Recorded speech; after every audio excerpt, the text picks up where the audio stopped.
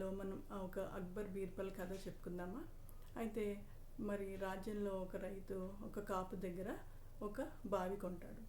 బావి కొనేప్పటికీ సరే నీళ్ళు వాడుకుందామని మరుసటి రోజు చేదర్దామని నీళ్లు తీసుకుంటుంటే కాపు వచ్చి, నువ్వు బావి కొన్నావు కానీ నీళ్లు కొనలేదు, ఈ నీళ్ళకి రుసుము కట్టు అంటాడు. అప్పుడే నువ్వు ఈ నీళ్లు వాడుకోగలవు అంటే అప్పుడు రైతు అక్బర్ మహారాజు దగ్గరికి వెళ్తాడు.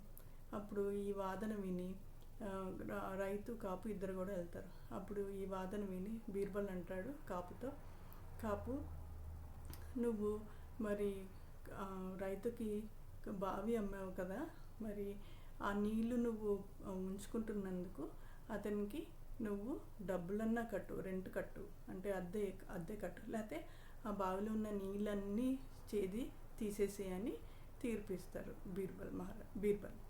అయితే అక్బర్ మహారాజు కాపుకి దండన విధిస్తా అంటాడు. అప్పుడు క్షమాపణలు అడిగి రైతుకి బావితో పాటు నీళ్లు కూడా ఇచ్చేసి వెళ్ళిపోతాడు.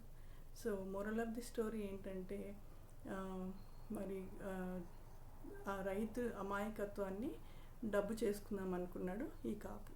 సో దాన్ని జరగకుండా చూశాడు బీర్బల్. సో నెక్స్ట్ ఎపిసోడ్లో మళ్ళీ కలుద్దాం. Thank you, bye bye.